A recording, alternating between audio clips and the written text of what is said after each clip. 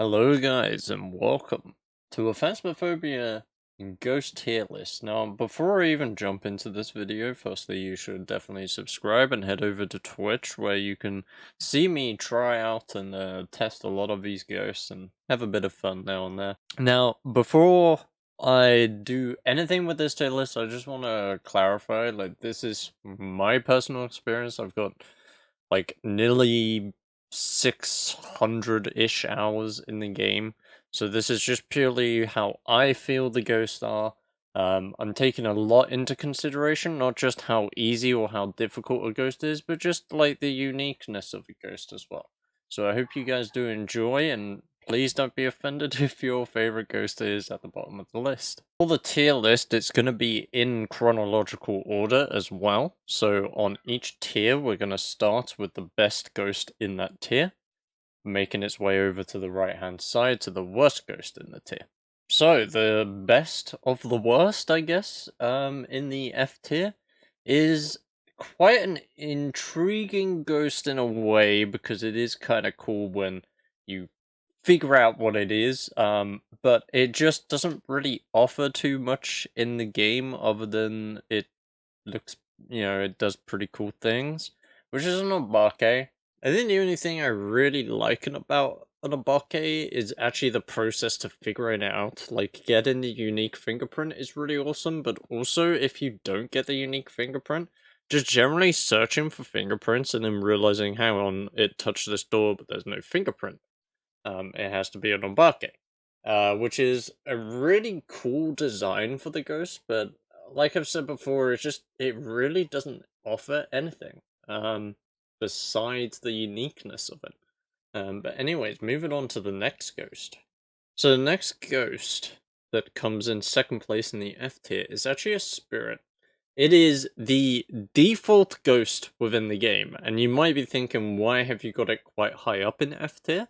And the reason is because even though it doesn't have a strength, the weakness is actually kind of interesting.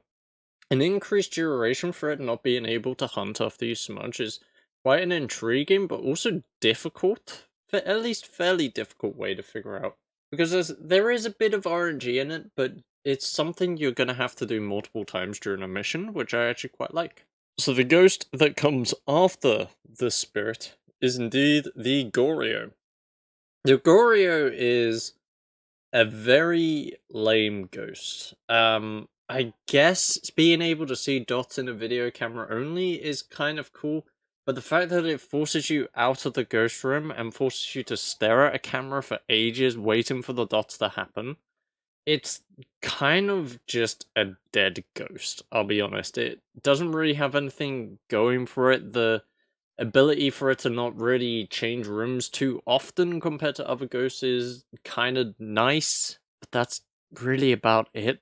Not an interesting ghost. And in last place, I'm pretty sure you guys know where I'm going with this. It's a shade. If you've seen any of my streams, if I know I've got a shade, I'm in and I'm out. It's a very, very boring ghost. Although recently, I've had some really cracked shades that just kept chain hunting, but it's just such a boring ghost. They do absolutely nothing. Okay, so moving up into E tier, the best of E tier. I've actually put a ghost that used to be quite high up in the tier list back in the day before they did a bunch of ghost changes. But it's actually the Banshee. Now, the reason why I've got the Banshee so low is because, at least in multiplayer, it's a very easy ghost to figure out. However, there are some cool stuff that doesn't make it like a bottom-end ghost. Getting the unique paramic evidence for a Banshee is such an awesome moment. It rarely happens too often. And also trying to constantly keep track of who the target is, and if that person dies, figuring out who the next target is, or figuring out who the secondary primary target is. It's a really interesting mechanic for multiplayer, but I play 90% of my games in solo, and this ghost is just dead. It hasn't really got anything going for it. I'm kind of upset that they've removed the early hunting from it. I thought that was a really cool mechanic for the Banshee. for it to just be able to hunt at any sanity. The crucifix change, I think, was needed because the ghost that they put it on, hella needed. Other than that, it's an interesting ghost. It's, it's okay. Next up, I have a ghost which some of you might know, some of you might not know, is actually my follower sound on Twitch. And it is the Poltergeist. The Poltergeist is... I've got it a little bit higher up the list. Mostly because I love this ghost. A ghost that just throws objects everywhere, can throw multiple objects. It's really, really cool, but besides the multi-throw, it's pretty bland. There's nothing too interesting about it. You do lose more sanity when you witness throws around a poltergeist, but that's really the only strength it has going for it. Other than that, it's a pretty bland ghost, but I've got it so high up just because I really enjoy a poltergeist. I don't mind a poltergeist game now and then. Next up on the list is, at least in my opinion, one of the easiest ghosts to figure out whether you have it or not. However, I think it's such a cool mechanic with the ghost, which is why, again, I've got it a little bit higher than where it probably should be. It's actually a phantom. A phantom is awesome. The fact that it can literally reveal itself within the first couple of seconds in a mission. You take a picture, look in the journal and see that there's no ghost in the picture, but you got the ghost with the 3 stars at the bottom, and you know it's a phantom. It's really cool. And not only that, on top of that, they're really easy to figure out during hunts, but because they're easy to figure out in hunts with the way that they do their pulsating during a hunt, I actually think it's a little bit more creepy because they're invisible for a longer period of time, which is the main reason why I've got them a little bit higher up than where they probably should be. Next up, I've got a ghost that I feel like might get a lot of controversy. It is actually an Oni. Now, the reason why I've got an Oni here is because I haven't, at least from my knowledge, had a super cracked Oni. Which is a lot of fun from what I've seen when you get one. However, a lot of Onis that I've had have been really, really active with interactions, but just haven't done ghost events for such a long time. And it can get to the point to where I think maybe I've got a shade. Luckily, they've really tweaked this, because before there used to be a serious issue where Onis could act like Shades and Shades could act like Onis, and it just completely ruined the game. Thankfully, they're more distinguishable. However, I don't really see anything going with an Oni other than it's super active, which is kind of nice. And finally, for the bottom of E tier, I have a Yuri.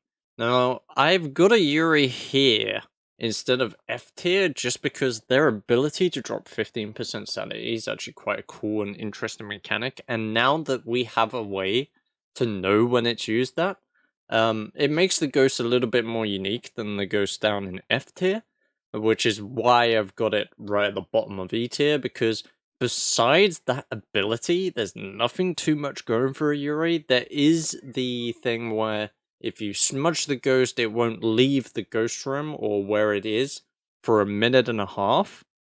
However, you have to have such precise circumstances to be able to pull that off and understand whether or not the ghost has left the room in order to figure it out. Okay, now we're getting to the more spicy ghosts, the ghosts that get a lot more interest in the middle of the pack at D tier. Quite a few early hunting ghosts in here as well, or at least a couple, and we're gonna slowly, gradually get to more and more early hunting ghosts, but I've actually got a mare, top of the list in D. A mare's quite interesting. It has a early hunt ability for if the lights are off, but if the lights are on, it can only hunt at 40% sanity. However, if the lights are on, it will try to change to a room close by that have the lights off, which is quite an interesting mechanic.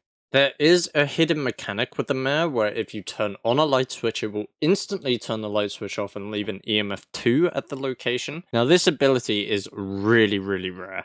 Even though they have recently increased the chances of it happening, you're not really going to discover a mare this way a lot of ways I discover mare is just process of elimination by eliminating all the other types of ghost. Or if I know that for certain I haven't been doing other things that cause the ghost to early hunt, which means it should be a mare because the lights are off.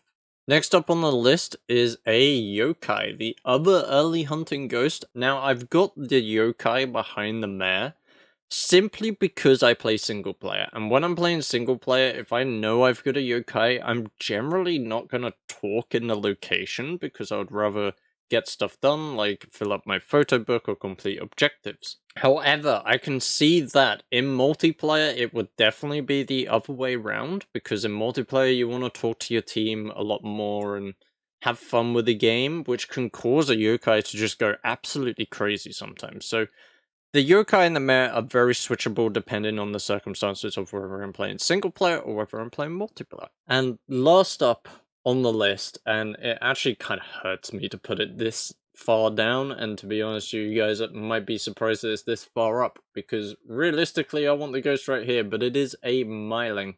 I've put a myling at D, even though I love this ghost so much. And it has become slightly harder to figure out with the new footstep noise changes. It is just a really creepy ghost. I've had so many games where I've been on Maple Lodge campsite. The thunder's crashing down, there's rain and stuff, and you just hear people dying in the background, but no ghost footsteps or noise or anything, even though the people are dying not too far away from where you're hiding. It's a really creepy ghost with not too many interesting mechanics, besides the fact that it can talk a lot more frequently in the parabolic mic, which I'm all open for, because I love the parabolic. It's a good item, it's fun.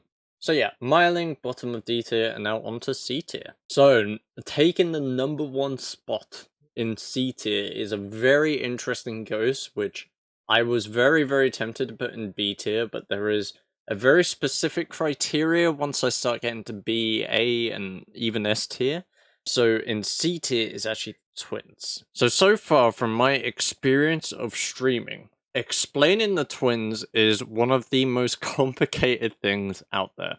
But basically, you have a ghost that's in a ghost room, and it can do stuff like a regular old ghost. However, there is this twin that is above it that has a much larger radius for interacting with items and such. And every now and then, when the ghost wants to trigger a hunt, it will basically almost like roll a dice on which one will hunt, the main ghost or the twin.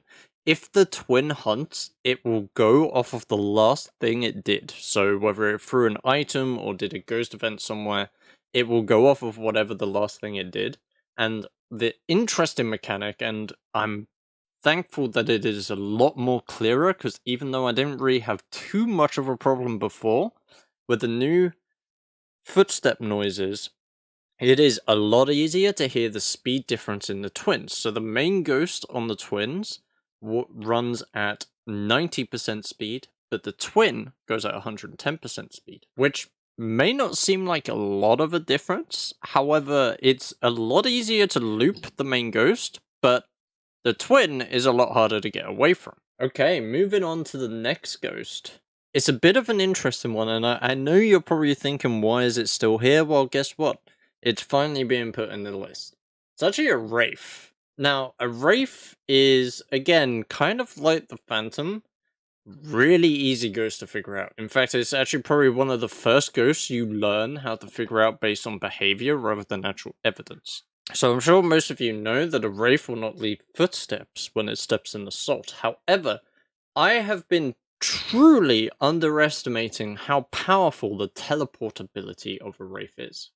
Now, a wraith will now and then teleport to a player no matter where you are on the map. This can lead to so many confusing situations and a lot of dangerous situations as well. I've had plenty of times where I think it could be twins, or it's moved ghost room, but in fact actually it's just a wraith and it's just TP'd to me. Bear in mind as well, I have died maybe once or twice from the wraith TPing right on top of me and then triggering a hunt a second later. So taking the final spot in C tier is a Onryo. An Onryo is a very interesting ghost with a lot of capabilities around the candles. Now, the reason why I've got this ghost quite high up is because my old method for nightmare mode was to run around with a candle. Now, to run around with a candle, it would just keep my sanity at 100%. However, I then had a game where I was running around with a candle and an Onryo blew it out, and it triggered the hunt. So it is actually quite a dangerous ghost if you're not paying attention. And if you're especially just throwing candles everywhere because you got the blowout candle objective. Not only that, just to mention, it will early hunt more often the more people that die. So in multiplayer can also be quite a dangerous ghost. And I believe besides the passive ability of one of these ghosts that are still remaining to be put on the list, it is the highest natural sanity early hunter. Okay, we're now moving up to B tier, which actually has a lot of ghosts that I kind of like, to be honest. I think all the ghosts that are remaining here, I'm always excited to have because they offer so much and are terrifying. But first up on B tier is actually a Jinn. Now, a Jinn is really, really cool. Sometimes they can be a little bit difficult to figure out on smaller maps, but you can definitely notice if it's a Jinn on a much bigger map where you have a lot more room for the ghost to speed down the hallway and then slow down when it gets kind of close to you. It's very, very obvious. Not only that, my favorite thing with the Jinn is its 25% sanity removal ability. Now, before they made the change, this ability was really, really hard to figure out because it wouldn't usually leave an EMF, sometimes it would here and there. However, what they've done now is they've changed it to where the EMF will happen at the breaker whenever the Jinn uses the ability. So, what I tend to do when I'm on Nightmare, if I'm halfway through a mission, or sometimes even right at the beginning of a mission, I find the breaker and I throw an EMF on it. If the EMF goes off and the breaker hasn't changed its status, whether turning on or off by the ghost, then it's a Jinn. Okay, so next up on the list is one of the relatively new ghosts. It's actually a Moray. A Moray is a interesting ghost that is relatively easy to figure out during a hunt, whether that's right at the start of the game or when you're at the point where your sanity is pretty much at 0. One thing that's really, really creepy with a Moray is whenever I'm now using a spirit box or a parabolic, I have to try to remind myself to take a pill. Just in case of it's a Moray, because I really don't want to be cursed and drain sanity a lot faster than usual, because in nightmare mode, I really pride on being able to keep track of roughly what sanity I'm at. Last on the list, which I was actually weirdly debating to put it in D tier. However, this ghost can be quite strong in some circumstances, and it's actually a Hantu. Now, the reason I wanted to put a Hantu at D tier is because to counter this ghost, turn on the breaker. It's that simple. And the thing is, 99% of the time that you're playing, you're turning the breaker on immediately. You go in, you find the cursed object, you find the breaker, you turn it on. What I do like about this ghost is that it can be very, very easy to loop when the breaker is on.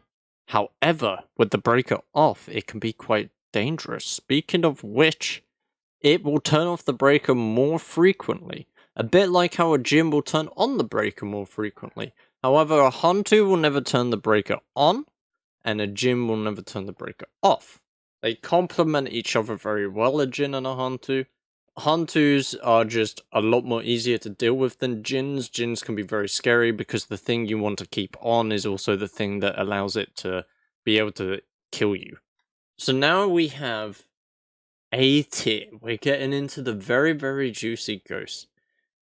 But this one is a little bit different. You see, first place is a joint first place. Let me explain. So in first place, we have a demon and a revenant. Now, the reason why I've put both of these at first place is because on a small map, in my opinion, a demon is a lot worse to deal with than a revenant. However, on a big map, It's the other way around. So, let's take it one ghost at a time. Now, a demon is very, very dangerous because not only do they have an ability which was removed from the banshee and added to the demon, but it can just hunt at any sanity if it wants. Not to mention it can also hunt at a very high percentage sanity, and it can chain hunt like a demon. It just chain hunts over and over and over again because it has a much lower cooldown than the regular cooldown of a ghost being able to hunt after just doing a hunt. This, in my opinion, can make a demon very, very scary in a small map, because even though it's small, it's still quite hard to move your stuff around if you still need to. The only nice thing about a demon is the crucifix range is increased from 3 meters to 6 meters, which used to be a banshee thing, but is now a demon thing, and I'm very glad that that is the case, because it is really needed with a demon. Now, the Revenant, classic ghost. Everyone knows about a Revenant. Again, it's kind of like the Wraith, probably like the second ghost you would most likely figure out right away. They are super duper slow when they're just roaming around and they don't have line of sight of everyone, which is the really easy way to figure out what it is. But once it has line of sight of you, it becomes the fastest ghost in the game. Now, the reason I don't think they're too hard to deal with on a small map is because there's just so many hiding spots. Whereas on the big maps, you have a lot of long corridors. There might be a lot of hiding spots in various different locations. So not only do you have the 6 seconds of smudging it, but you might still need to be running away from the ghost, which can be quite scary, because then after the smudge duration, if it catches line of sight of you, you're dead. Now, in second/third place, depending how we're looking at this, it was a toss-up, to be honest, and I've only got this ghost here because there's another ghost that complements it really, really well. And it's actually a Thay. Now, a Thay is a very interesting ghost because they are just super duper active and really, really fast during hunts from the get-go. But as you're close to the ghost, every 3 minutes, it will see if there's a player nearby the ghost, and then the ghost will age. If there's no one near the ghost, then it will add an extra 30 seconds to that duration. The more you make it age, the weaker it will get. It will become more like a shade, and it will be really, really slow during hunts, which is nice. However, generally, most of the time, you're getting in there, you find the evidence, you're quick with it. You're not going to stay in the ghost room for too long unless you've got a difficult mission. But there is another reason why the Thay is here in this position rather than the other position, which is the next ghost we're going to talk about. And I will explain it when we get to that ghost. I'm sure you probably already know what it is. But anyways, next up is actually a Raiju. Now, Raiju is a very interesting ghost. Having an ability to early hunt if there's electronical equipment nearby, which, by the way, you're gonna have electronical equipment nearby the ghost because you need the electronics to figure out what ghost it is. Not only, though, will it early hunt with electronic equipment nearby, it would also speed up with electronic equipment nearby, and I'm pretty sure is the second fastest ghost in the game, although I'm not exactly too sure because I can't quite remember how fast a Thay is from the beginning of a mission, but it is definitely up there with a Raiju, and that can be very, very dangerous, especially if it just hunts out of nowhere and you're not really ready for it. It will just zoom out of the ghost room, and if you're not quick enough, it will get you before you can even break line of sight or even get into your hiding spot. Next up on the list is actually Diogon, or as a lot of people call just a Dio. Now, I didn't want to put this ghost here. However, this ghost is really, really good because a Thay is really, really good. And I also think a part of the reason why a Thay is really good is because a Dio is really good. They complement each other just so well. They have the exact same speed. However, when a Dio gets close to you, it will just slow down dramatically. Not to mention as well, Dio knows where you hide. This is a ghost that you have to loop, which I just love. I've been wanting a ghost like this for so long because I was just so tired of every single hunt. Just boom, go to your hiding spot, run, get to your hiding spot, or stand, smudge, run to your hiding spot. It was just such a boring thing, and I'm so glad that they've not only introduced a ghost that makes you think, okay, do I need to hide, but then also introduce a ghost that makes you think that, and then if you come out your hiding spot and realize it's a Thay, you're just dead. They complement each other so well. There's been so many games I've had where I'm like, wait, is this a Thay? And then it was a Dio, and vice versa. Like they just work so well together, and have made the game a lot more fun, in my opinion. But then, top of the list in S is the again, the easiest ghost to figure out. It's a mimic. The only reason why this ghost is here is with every other ghost we have just talked about, it can turn into any of them, which is super dangerous. I have had countless amounts of games where it had fooled me quite a bit. So, for example, I had one game on Ridgeview not actually too long ago where I had a ghost do a ghost event kind of early on into the mission. I think I was just exploring the first couple of rooms and it did the ghost event. I took a photo and it was a phantom, and I was like, okay, sweet, let's just finish the objectives, find the ghost room, get the pictures, and then just leave. And once I finished all that, it turned out to be a mimic. Yeah.